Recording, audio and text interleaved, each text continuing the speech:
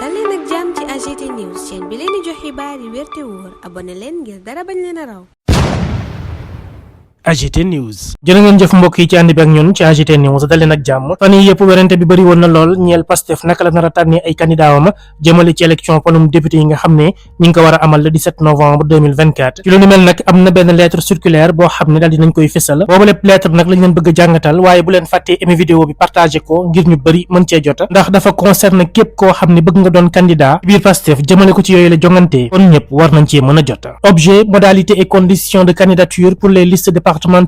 au scrutin majoritaire des élections législatives du 17 novembre 2024 maanaam lettre bi li ko tax a jug mooy wan képp koo xam ne bëgg ngaa doon candidat naka nga war a def ak yan condition nga war a réunir ngir mën a bokk ci ñi nga xam ne ñoom la ñuy tabb ñu bokk ci liste ya ngir jongantey palum député yooyu di am bésub 17 novembre 2024 article 1er délai de dépôt des candidatures maanaam ci ban diir la ñu mayee ñu daal di déposer candidature yi. Les candidatures au poste de député pour les listes départementales au scrutin majoritaire en vue des élections législatives du 17 novembre 2024 sont ouvertes du vendredi 20 septembre au dimanche 22 septembre 2024 à minuit maanaam dépôt yooyu la candidature ñeel poste député yooyu ubbi nañ ko ajjuma yemboo ak ñaar fukki fan ci weerub septembre jëm dimanche ñaar fukki fan ak ñaar ci weerub septembre te ca bés boobu dañ koy wéyal ba minuit daal di jot. Article 2 procédure d'investiture au niveau des coordinations départementales et des circonscriptions électorales législatives de l'extérieur yoon yi nga xam ne moom la ñu tëral ngir amal yooyu la investiture ci département bu ci nekk ak yeneen bërëb yi nga xam ne ñoo nekk ci bitim réew ñu war faa voter itam. Les coordonnateurs départementaux doivent convoquer des réunions départementales d'investiture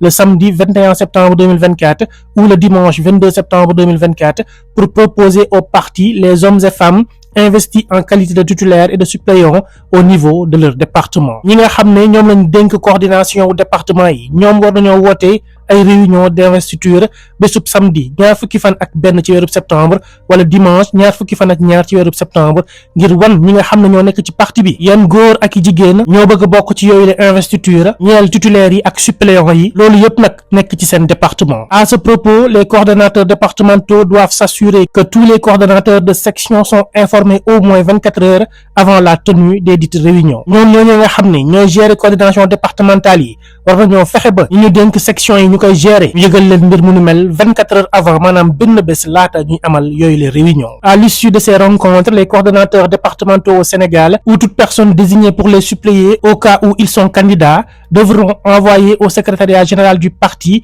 au plus tard le lundi 23 septembre 2024 leur procès verbal qui doit obligatoirement mentionner les consensus obtenus et le cas échéant les désaccords enregistrés. ñoom nee nañ ndaje yooyu nga xam ne war nañ koo amal coordonnateurs départementaux yi nekk ci Sénégal gi yëpp wala képp koo xam ne jël nañu la nga war a nekk ci liste suppléant bi bu fekkente ne moom coordonnateur bi dafa doon candidat war nañoo envoyer secrétariat général bu parti bi lu mu yéex altine yemboo ak ñaar fukki fan ak ñett ci weerub septembre 2024 procès verbal bi nga xam ne dañ cee war a def obligatoirement ne ñoom déggoo nañ ci li nga xam ne moom la ñu doon réunion wala boog bu dee am na ci ay mbir yu ñu d'accordul itam nañ ko dugal ci biir. Dans la diaspora, il est demandé aux sections pays ex-coordination de pays de soumettre au moyen de procès verbal leur proposition d'investiture au point focal de la circonscription électorale législative. ñu nekkee ci diaspora bi nag ñoom dañoo war a jébbal point focal bi nga xam ne moo nekk ca bërëb ba leen wër dañu war faa tabbee ab candidat ñeel yi la jongante waaye lépp nañ ko jaarale ci li ñu woowee procès verbal maanaam benn këyit buy xaatim lépp loo xam ne ñoom tënk nañu ko ñoom ñu nekk ci section pays dañu daan ko woowee coordination pays. Ce dernier, après avoir entamé des conciliations avec les candidats proposés par leur section pays, transmet ses conclusions au secrétariat national à la diaspora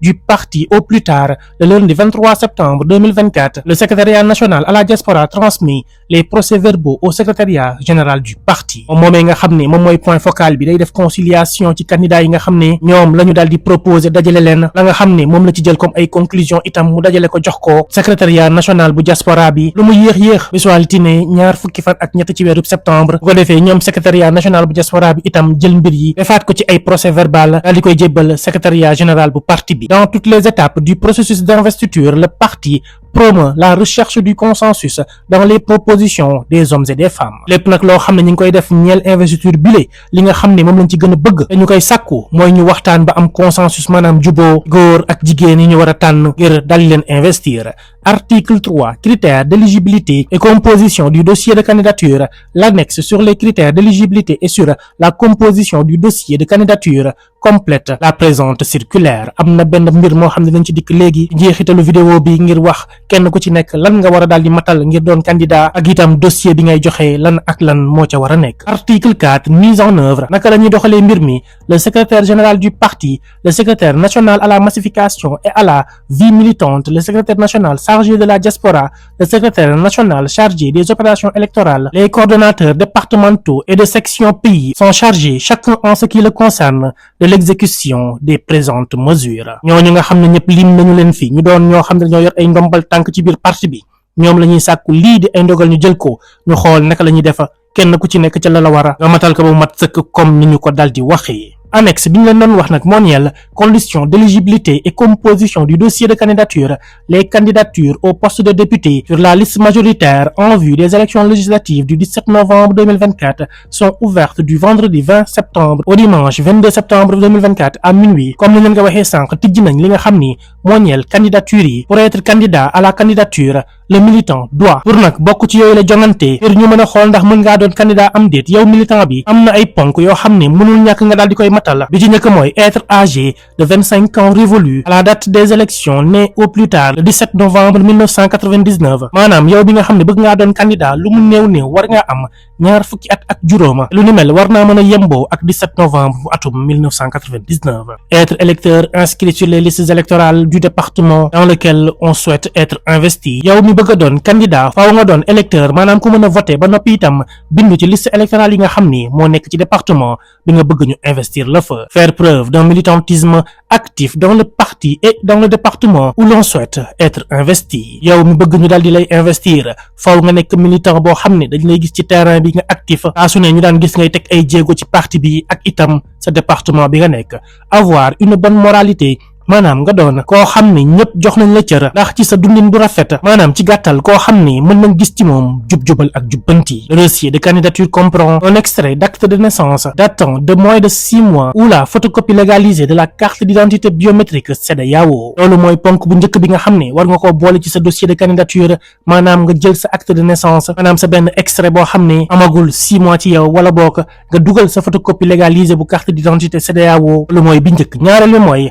un bulletin numéro 3 du casier judiciaire datant de moins de 3 mois maanaam mooy nga dem uti casier judiciaire boo xam ne moom itam amagul lu mat ñetti weer. ñaar yooyu nag da nga koy boole ak beneen mbir boo xam ne am na solo mu di une copie de sa carte membre de PASTEF maanaam carte membre PASTEF bi nga xam ne yow am nga ko da nga koy daal di photocopier boole ko ci dossier bi ndax ñëpp xam nañu ne carte membre mooy justifier ne yow ku bokk ci biir parti bi nga. kon gars yi loolu mooy li nga xam ne moo gën a am solo par rapport ak lettre circulaire bi nga xam ne waa parti Pastef les patriotes daal di nañ koy fësal jëmale ko ci élection yi ñu jëm naka lañ nar a tabbee seeni candidat mu mel ni démocratie bu leer nañ dafa feeñ ci waa Pastef ñuy xaar di xool nag kan ak kan ñoo nar a doon candidat. AGT News.